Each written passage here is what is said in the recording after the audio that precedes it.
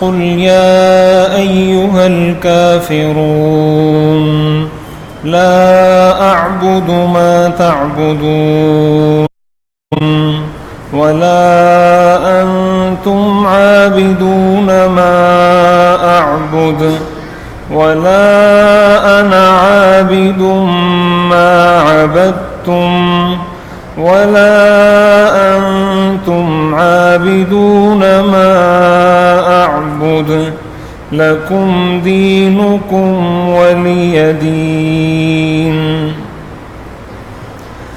ترجمہ: کہہ دیجئے اے کافروں، قل یا ایھا الکافرون، کہہ دیجئے اے کافروں، لا اعبد ما تعبدون، میں عبادت نہیں کرتا ان بتوں کی، ان معبودوں کی جن کی تم عبادت کرتے ہو، ولا انتم عابدون ما اعبد، اور نہیں تم عبادت کرنے والے ہو اس خدا کی، اس اللہ کی جس کی میں عبادت کرتا ہوں، ولا انا عابد ما عبدتم، اور نہیں میں عبادت کرنے والا ہوں ان بتوں کی جن کی تم نے عبادت کی، ولا انتم عابدون ما اعبد، اور نہیں تم عبادت کرنے والے ہو اس اللہ کی، اس خدا کی جس کی میں عبادت کرتا ہوں،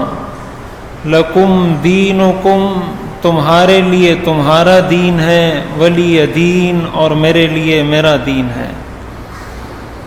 یہ سورۃ الکافرون مکی سورت ہے، اس میں 6 آیات ہیں، اور سورۃ الماعون کے بعد یہ سورت نازل ہوئی ہے۔ یہ سورت آج کے زمانے کے لحاظ سے انتہائی اہمیت رکھتی ہے ایک مسلمان کے لیے۔ اس کی تفسیر سمجھنے سے پہلے احادیث مبارکہ کے اندر کچھ اس کے فضائل آئے ہیں، وہ بیان کرتے ہیں، اس کے بعد جو اس قرآن کریم کی سورت کی تفسیر ہے اس کی طرف چلتے ہیں۔ سورہ کافرون حضور علیہ الصلاۃ والسلام کا معمول تھا کہ فجر کی سنتوں میں، فجر سے پہلے کی جو 2 سنتیں ہیں ان میں آپ یہ 2 سورتیں پڑھا کرتے تھے، قل یا ایھا الکافرون اور قل ھو اللہ احد۔ اسی طرح مغرب کے بعد کی جو 2 سنتیں ہیں ان میں بھی آپ کا معمول تھا کہ آپ یہ 2 سورتیں پڑھا کرتے تھے، قل یا ایھا الکافرون اور قل ھو اللہ احد۔ حضرت عبداللہ ابن عمر رضی اللہ تعالی عنہما فرماتے ہیں کہ میں نے 24-25 مرتبہ حضور علیہ الصلاۃ والسلام کو خود فجر کی سنتوں میں اور مغرب کے بعد کی سنتوں میں یہ 2 سورتیں پڑھتے ہوئے سنا ہے، 25 سے زیادہ مرتبہ۔ اسی طرح طواف جب کیا جاتا ہے، طواف کے بعد 2 رکعت پڑھی جاتی ہیں جو واجب ہیں، ان 2 رکعت کے اندر بھی حضور علیہ الصلاۃ والسلام ان 2 سورتوں کی تلاوت کیا کرتے تھے۔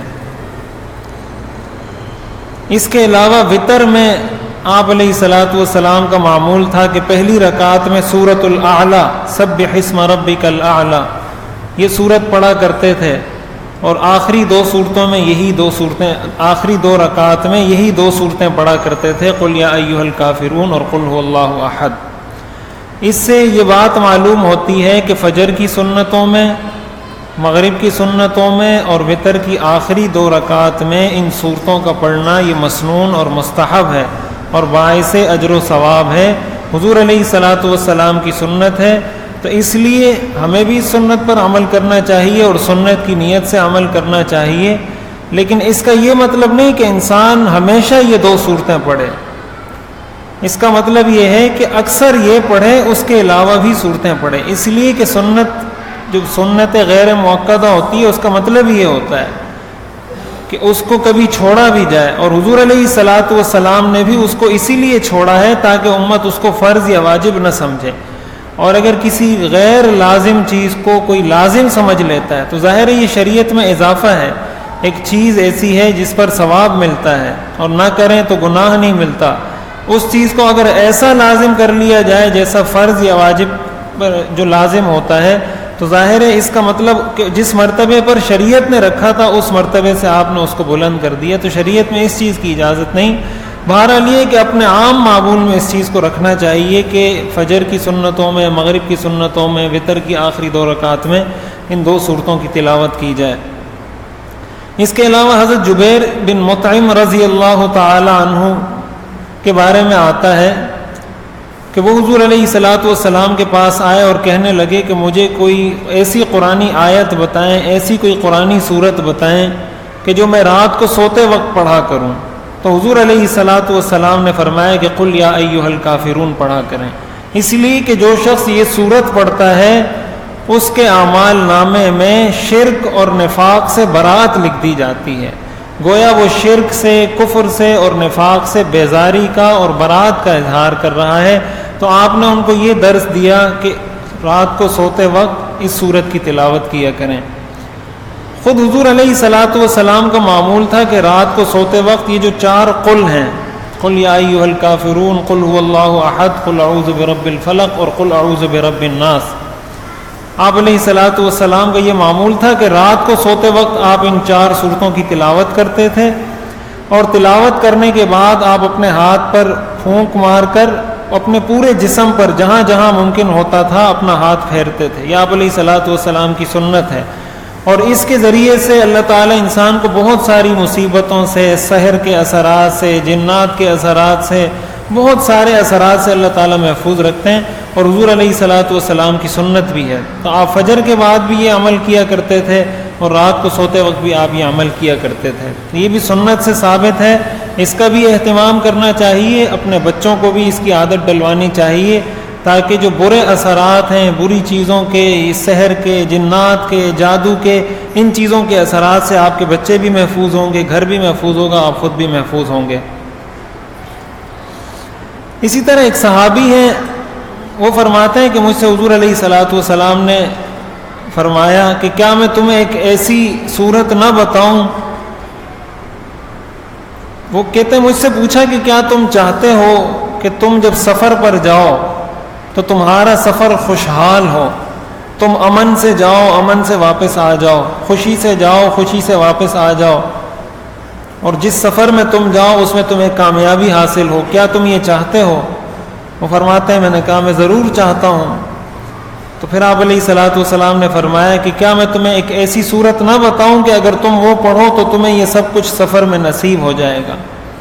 تو وہ فرماتے ہیں میں نے کہا ضرور بتائیے۔ تو آپ نے ان کو یہ صورت بتائی کہ اپنے سفر میں اگر آپ سورۃ الکافرون کی تلاوت کریں گے، قل یا ایھا الکافرون، تو آپ کا سفر خوشحال ہوگا، امن سے ہوگا، اور آپ کو اپنے سفر میں کامیابی ہوگی۔ چنانچہ وہ صحابی فرماتے ہیں کہ اس سے پہلے جب میں سفر میں جاتا تھا تو میرا پیسہ بھی زیادہ لگتا تھا، وقت بھی زیادہ لگتا تھا، اور کبھی کامیاب اور کبھی ناکام، لیکن جب سے میں نے اس صورت کو اپنی معمول میں شامل کیا تو کبھی میں اپنے سفر میں ناکام نہیں لوٹا، کم پیسے میں، کم وقت میں اپنے سفر سے میں کامیاب لوٹا ہوں۔ اس صورت کے بہت سارے فضائل احادیث مبارکہ میں کئی فضائل اس صورت کے آئے ہیں۔ ایک حدیث شریف میں آتا ہے کہ حضور علیہ الصلاۃ والسلام کو ایک دفعہ بچھو نے ڈنک مارا، تو آپ نے اس پر نمک اور پانی ڈالا، اور اس کے بعد آپ مسلسل اس پر سورۃ الکافرون کی تلاوت کر کے دم کرتے رہے، یہاں تک کہ اس کا وہ زہر، اس کے وہ اثرات ختم ہو گئے۔ تو اس کے بہت زیادہ فضائل ہیں، اس لیے صبح شام یہ جو 4 قل ہیں، صبح فجر کی نماز کے بعد اور مغرب کی نماز کے بعد یا رات کو سوتے وقت، اس کو اپنے معمول میں شامل کرنا چاہیے۔ اور سب سے بڑی بات یہ کہ حضور علیہ الصلاۃ والسلام نے فرمایا کہ ایسے شخص کے لیے شرک سے برات لکھ دی جاتی ہے۔ تو کوئی شخص اگر رات کو سوتے وقت یہ پڑھ لے، گویا اس نے، اور اس حال میں اس کا انتقال ہو جاتا ہے، تو گویا اس کو خاتمہ بالخیر نصیب ہو گیا، اس لیے کہ سوتے وقت اس نے برات کا اعلان کر دیا کہ میں شرک سے بری ہوں۔ تو اس لیے اس کا اہتمام کرنا چاہیے۔ اب دوسرے نمبر پر اس سورت کی تفسیر، جس میں آپ علیہ الصلاۃ والسلام نے مخاطب کر کے کہا، اللہ تعالیٰ نے حکم دیا کہ آپ کہہ دیجئے کہ اے کافرو، میں عبادت نہیں کرتا اس معبود کی، اس خدا کی جس کی تم عبادت کرتے ہو۔ اس کا ایک پس منظر ہے، ایک خاص شان نزول ہے۔ وہ یہ کہ جب حضور علیہ الصلوۃ والسلام نے مکہ مکرمہ کے اندر دعوت دینا شروع کی، لوگوں کو اسلام کی طرف بلایا اور غیر اللہ سے لوگوں کو ہٹایا کہ اللہ کی عبادت کرو، بتوں کی عبادت نہ کرو، سب کچھ کرنے والی ذات وہ اللہ تعالیٰ کی ہے، ساری قدرت، طاقت، بادشاہت وہ اللہ کی ہے اور کسی کے قبضے میں کچھ نہیں ہے. تو آہستہ آہستہ لوگ اسلام میں داخل ہونے لگے. تو ظاہر ہے جو مشرکین مکہ تھے اور جو کفار تھے، سردار تھے کفاروں کے، ان کو اس سے بڑا خطرہ لاحق ہوا. خطرہ ان کو یہی لاحق ہوا کہ اگر سارے لوگ مسلمان ہو جاتے ہیں تو ہماری سرداری تو ختم ہو جائے گی، ہمیں کون سردار مانے گا، پھر ہمیں کون بڑا مانے گا، اس لیے کہ سارے لوگ تو اسلام میں چلے جائیں گے. تو انہوں نے جہاں اور بہت سارے حربے آزمائے اور ہر حربے میں وہ ناکام ہوئے، تو ایک حربہ انہوں نے یہ آزمایا کہ یہ ایک جماعت کی صورت میں حضور علیہ الصلوۃ والسلام کے پاس آئے. روایات میں آتا ہے کہ ان میں ایک امیہ بن خلف تھا، ایک اسود بن عبد المطلب تھا، اور کچھ 4-5 لوگ تھے جو آئے حضور علیہ الصلوۃ والسلام کے پاس، عاص بن وائل. اور انہوں نے یہ پیشکش کی حضور علیہ الصلوۃ والسلام کو کہ ہم صلح کر لیتے ہیں. صلح اس بات پہ کرتے ہیں کہ 1 سال ہم آپ کے خدا کی عبادت کریں گے، یعنی اللہ تعالیٰ کی عبادت کریں گے، اور 1 سال آپ ہمارے بتوں کی عبادت کرنا. یعنی ہم آپس میں صلح کر لیتے ہیں، کمپرومائز کر لیتے ہیں. 1 سال آپ ہمارے بتوں کی عبادت کریں اور 1 سال ہم آپ کے اللہ کی عبادت کریں گے. تو حضور علیہ الصلوۃ والسلام نے منع فرما دیا کہ ایسا نہیں ہو سکتا. انہوں نے دوسری پیشکش کی کہ اچھا اگر آپ یہ نہیں کرتے تو یہ کر لیں کہ آپ ہمارے بتوں کی عبادت نہ کریں، ہم آپ کے اللہ کی عبادت کریں گے، لیکن جب آپ بیت اللہ میں آئیں تو کم از کم ہمارے بتوں کو ہاتھ لگا لیا کریں، باقی ہم آپ کے اللہ کی عبادت کریں گے، آپ بیت اللہ میں آ کر صرف ہمارے بتوں کو ہاتھ لگا لیا کریں. آپ علیہ الصلوۃ والسلام نے اس سے بھی انکار کر دیا. آپ نے فرمایا میں ایسا نہیں کر سکتا. انہوں نے مزید پیشکش کی، تیسری پیشکش کی کہ اگر آپ یہ بھی نہیں کرتے، کم از کم آپ یہ کریں کہ آپ جو ہمارے بتوں کو، ہمارے معبودوں کو برا بھلا کہتے ہیں، آپ جو یہ کہتے ہیں کہ یہ معبود نہیں ہے، یہ عبادت کے لائق نہیں ہے، آپ کم از کم یہ بات چھوڑ دیں، یہ نعرہ آپ چھوڑ دیں. ہم آپ کے رب کی، آپ کے اللہ کی عبادت کریں گے، آپ بس یہ نہ کہیں کہ ان بتوں کی عبادت نہ کریں، یعنی برا نہ کہیں، ان کو خاموش ہو جائیں. اس موقع پر یہ صورت نازل ہوئی. اور روایات میں آتا ہے کہ آپ علیہ الصلوۃ والسلام جب بھی ایسی کوئی بات ہوتی تھی آپ آسمان کی طرف دیکھتے تھے، خود جواب نہیں دیا کرتے تھے، انتظار کرتے تھے وحی کا. تو یہ صورت نازل ہوئی کہ قل یا ایھا الکافرون، کہہ دیجئے ان کافروں کو، اے کافروں، لا اعبد ما تعبدون، میں عبادت نہیں کرتا اس معبود کی، ان بتوں کی جن کی تم عبادت کرتے ہو. اور پھر آگے فرمایا ولا انتم عابدون ما اعبد، نہ ہی تم عبادت کرنے والے ہو اس خدا کی جس کی میں عبادت کرتا ہوں. اس لیے کہ مشرکین اور کفار جو مکہ کے تھے وہ اللہ کا انکار نہیں کرتے تھے. ایسا نہیں ہے کہ وہ اللہ کے منکر تھے، وہ بھی اللہ کی عبادت کیا کرتے تھے، وہ حج بھی کیا کرتے تھے، طواف بھی کیا کرتے تھے، مختلف عبادات کیا کرتے تھے. لیکن ان کا مسئلہ کیا تھا کہ وہ اللہ کے ساتھ شریک ٹھہرایا کرتے تھے. وہ یہ کہتے تھے کہ یہ رزق دیتا ہے، یہ اولاد دیتا ہے، یہ نفع دیتا ہے، یہ نقصان دیتا ہے، یہ فلاں کام کرتا ہے، یہ فلاں کام کرتا ہے، شرک کیا کرتے تھے.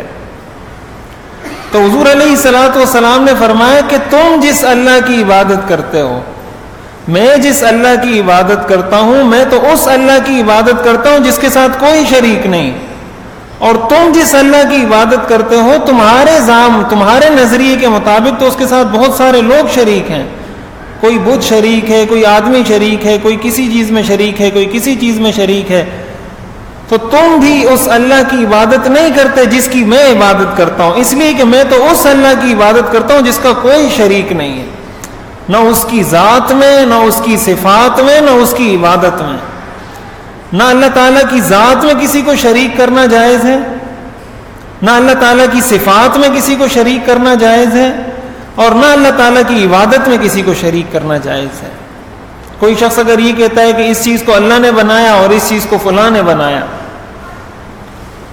یہ اللہ کی ذات میں شرکت ہے. کوئی کہتا ہے کہ آسمان کو اللہ نے بنایا، زمین کو فلاں نے بنایا، یا اس کو اللہ نے بنایا، رزق اللہ نے دیا اور اولاد اس نے دی. یہ اللہ کی ذات میں شریک بنانا ہے. اور ایک ہوتا ہے کہ صفات میں کسی کو شریک کیا جائے اللہ کے ساتھ، کہ اللہ کی جو صفت ہے، مثلا اللہ رازق ہے، رزاق ہے، تو کوئی یہ کہے کہ اللہ تعالیٰ بھی رزق دیتا ہے اور یہ بھی رزق دیتا ہے. یہ اللہ کی صفات میں شریک کرنا ہے. اور ایک تیسری چیز ہے عبادت میں شریک کرنا، کہ ایک آدمی اللہ کے سامنے عبادت کا سجدہ کرتا ہے اور کوئی آدمی کسی اور کے سامنے بھی سجدہ عبادت کرتا ہے. یہ اللہ کی عبادت میں شریک ٹھہرانا ہے. تو وہ اگرچہ اللہ کی عبادت کیا کرتے تھے لیکن اللہ کے ساتھ شریک ٹھہرایا کرتے تھے. تو آپ علیہ الصلوۃ والسلام نے فرمایا وَلَا أَنْتُمْ عَابِدُونَ مَا أَعْبُدُ، نہیں تم عبادت کرنے والے ہو اس اللہ کی جس کی میں عبادت کرتا ہوں. اور پھر اس پر بھی بس نہیں، آگے فرمایا وَلَا أَنَا عَابِدٌ مَا عَبَدْتُمْ. یہ تو میں ابھی کی بات کر رہا ہوں، میں آئندہ بھی ان معبودوں کی عبادت نہیں کروں گا. میں عبادت کرنے والا نہیں ہوں، یعنی میں آئندہ بھی عبادت کرنے والا نہیں ہوں ان معبودوں کی جن کی تم نے عبادت کی ہے. وَلَا أَنْتُمْ عَابِدُونَ مَا أَعْبُدُ، اور نہیں تم عبادت کرنے والے ہو اس اللہ کی جس کی میں عبادت کرتا ہوں. اس صورت میں ان لوگوں کو خاص طور پر مخاطب کیا گیا ہے جو حضور علیہ الصلوۃ والسلام کے پاس آئے تھے اور جن کے بارے میں یقینی طور پر پتہ تھا کہ اب یہ ایمان لانے والے نہیں ہیں، ان کے دل پر مہر لگ چکی ہے، یہ ایمان لانے والے نہیں ہیں. ان کو مخاطب کر کے کہا جا رہا ہے کہ نہ اب تمہاری قسمت میں یہ بات ہے کہ تم اس اللہ کی عبادت کر سکو، اور میں نے تو اللہ کے علاوہ کسی کی عبادت کرنی ہی نہیں ہے. اور مفسرین نے اس آیت کی تفسیر میں یہ بھی لکھا ہے کہ یہ 4 آیات ہیں، ان کا مفہوم ایک ہی ہے. لا اعبد ما تعبدون، میں عبادت نہیں کرتا اس کی جس کی تم عبادت کرتے ہو. ولا انتم عابدون ما اعبد، نہیں تم عبادت کرنے والے ہو اس اللہ کی جس کی میں عبادت کرتا ہوں. ولا انا عابد ما عبدتم، نہیں میں عبادت کرنے والا ہوں ان معبودوں کی، ان بتوں کی جن کی تم نے عبادت کی، اور نہیں تم عبادت کرتے ہو اس اللہ کی جس کی میں عبادت کرتا ہوں. یہ 4 آیات ایک ہی مفہوم کو بیان کر رہی ہیں. مقصد اس کا یہ ہے کہ ان کو بالکل تاکید کے ساتھ، بالکل کھلے الفاظ میں یہ بتا دیا جائے کہ ایک مسلمان اس چیز پر کبھی کمپرومائز نہیں کر سکتا. ایک مسلمان کو شریعت اس بات کی ہرگز اجازت نہیں دیتی کہ وہ اللہ کے ساتھ کسی کو شریک ٹھہرائے. تو اسی لیے ایک ہی بات کو 4 آیات میں بیان کیا گیا مختلف انداز سے، کہ ایسا نہیں ہو سکتا کہ میں ان بتوں کی عبادت کروں یا اس معاملے میں تمہارے ساتھ کوئی مصالحت کروں. اور مفسرین نے یہ بھی لکھا ہے کہ یہ جو آخری 2 آیات ہیں وَلَا أَنَا عَابِدٌ مَا عَبَدْتُمْ وَلَا أَنْتُمْ عَابِدُونَ مَا أَعْبُدُ، اس کا ایک مطلب علامہ شبیر احمد عثمانی صاحب رحمۃ اللہ علیہ نے یہ لکھا ہے کہ تم تو مجھ سے ابھی مطالبہ کرتے ہو جبکہ مجھے اللہ نے نبی بنا دیا ہے کہ تم ان بتوں کی عبادت کرو. میں نے تو ان بتوں کی عبادت اس وقت بھی نہیں کی جب میں نبی بھی نہیں تھا. لا انا عابد ما عبدتم، تم نے جن بتوں کی عبادت کی میں ان کی عبادت کرنے والا اس وقت بھی نہیں تھا. ظاہر حضور علیہ الصلوۃ والسلام نے نبوت ملنے سے پہلے بھی کبھی بتوں کی عبادت نہیں کی. آپ کو اللہ تعالیٰ نے بچپن سے آخر تک بتوں کی عبادت سے اور یہ جتنے اخلاقی جرائم ہیں، جتنے گناہ ہیں، ان سب سے اللہ تعالیٰ نے آپ کو بچپن سے محفوظ رکھا تھا. آپ کے علم میں ہوگا شق صدر کا جو واقعہ ہوا تھا، آپ علیہ الصلوۃ والسلام کے سینے مبارک کو چیر کر حضرت جبریل علیہ السلام نے آپ کے سینے مبارک سے کچھ گوشت کا لوتھڑا نکال کر پھینک دیا تھا اور کہا یہ شیطان کا وہ حصہ تھا جو ہم نے آپ کے جسم سے نکال دیا. انبیاء معصوم ہوتے ہیں.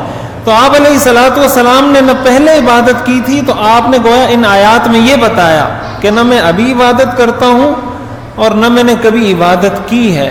اور آخر میں پھر یہ فرمایا گیا لکم دینکم، تمہارے لیے تمہارا دین، ولی دین، اور میرے لیے میرا دین. یعنی اس گمان میں مت رہنا، اس خوش فہمی میں مت رہنا کہ اس کے ساتھی کمزور ہیں، اس کے ساتھی کم ہیں، یا یہ ایک نئے دین کی بات کرتا ہے تو ہو سکتا ہے یہ کسی معاملے پر ہم سے صلح کر لے.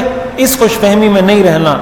تمہیں تمہارا دین مبارک ہو، مجھے میرا دین مبارک ہو، اس لیے کہ اللہ تعالیٰ نے تمہاری قسمت میں لکھ دیا ہے کہ اب تم نے ایمان قبول نہیں کرنا، جب نہیں کرنا تو تم اپنے دین پر رہو اور میں اپنے دین پر رہوں گا۔ یہ سورۃ الکافرون اسی لیے کہا، حضور علیہ الصلوۃ والسلام نے فرمایا کہ رات کو سوتے وقت اگر کوئی شخص یہ پڑھتا ہے تو گویا وہ شرک سے برات کا اعلان کر کے سو رہا ہے، وہ اس بات کا اعلان کر رہا ہے کہ میں اللہ کو وحدہ لا شریک مانتا ہوں، اللہ کے ساتھ میں کسی کو شریک نہیں ٹھہراتا، اسی لیے اس کی یہ فضیلت بیان کی گئی ہے۔ اب اس صورت سے ہمیں کیا درس ملتا ہے؟ اس میں ہمارے لیے بہت سارے اسباق ہیں، خصوصاً آج کے دور میں جبکہ اسلام پر، مسلمانوں پر ہر طرف سے اعتراضات کیے جا رہے ہیں اور ہر طرف سے طرح طرح کی کوششیں کی جا رہی ہیں اسلام کے نام کو مسخ کرنے کے لیے، یا اسلام کا نام اور اسلام کا لبادہ اوڑھ کر غیر اسلامی کام کرنے کے لیے اسلام کا نام استعمال کرنے کی کوشش کی جا رہی ہے۔ اس صورت سے ہمیں بہت سارے اسباق ملتے ہیں، بہت سارے درس ملتے ہیں، وہ چونکہ کچھ تفصیلی ہیں اس لیے انشاءاللہ اس کو ہم کل کے درس میں بیان کریں گے کہ اس صورت سے ہمیں کیا درس ملتا ہے۔ یہ تو اس صورت کا ترجمہ تھا، اس کی تفسیر تھی، اس کا شان نزول اور پس منظر تھا۔ اب ہمیں کیا درس ملتا ہے، ہمیں کیا کرنا چاہیے، کس موقع پر کیا کرنا ہے، کس موقع پہ کیا نہیں کرنا، اس کو انشاءاللہ ہم کل کے درس میں سمجھیں گے۔ ایک مرتبہ سورت کا ترجمہ کرتے ہیں، اس کے بعد دعا کرتے ہیں۔ قل یا ایھا الکافرون، کہہ دیجئے اے کافروں، لا اعبد ما تعبدون، میں عبادت نہیں کرتا ان بتوں کی جن کی تم عبادت کرتے ہو، ولا انتم عابدون ما اعبد، اور نہیں تم عبادت کرنے والے اس اللہ کی جس کی میں عبادت کرتا ہوں، ولا انا عابد ما عبدتم، اور نہیں ہوں میں عبادت کرنے والا ان بتوں کی جن کی تم نے عبادت کی، ولا انتم عابدون ما اعبد، اور نہیں ہو تم عبادت کرنے والے اس اللہ کی جس کی میں عبادت کرتا ہوں، لکم دینکم، تمہارے لیے تمہارا دین ہے، ولی دین، اور میرے لیے میرا دین ہے۔ اللہ تعالیٰ سے دعا ہے کہ اللہ تعالیٰ ہمیں صراط مستقیم کی ہدایت نصیب فرمائے، توحید کی دولت ہمیں نصیب فرمائے، اور دین مستقیم پر اور صراط مستقیم پر تا دیر تا قیامت اور تا دم موت ہمیں باقی رکھے۔ الحمدللہ رب العالمین والصلاة والسلام علی رسولہ خاتم النبیین وعلی آلہ واصحابہ اجمعین۔ ربنا آتنا فی الدنیا حسنہ وفی الآخرة حسنہ وقنا عذاب النار۔ ربنا لا تزغ قلوبنا بعد إذ هديتنا وهب لنا من لدنك رحمة إنك أنت الوهاب۔ ربنا هب لنا من أزواجنا وذرياتنا قرة أعين واجعلنا للمتقين إماما۔ رب ارحمهما كما ربياني صغيرا۔ اللهم اغفر للمؤمنين والمؤمنات والمسلمين والمسلمات الأحياء منهم والأموات، يا حي يا قيوم برحمتك نستغيث، أصلح لنا شأننا كله ولا تكلنا إلى أنفسنا طرفة عين۔ سبحان ربك رب العزة عما يصفون وسلام على المرسلين والحمد لله رب العالمين۔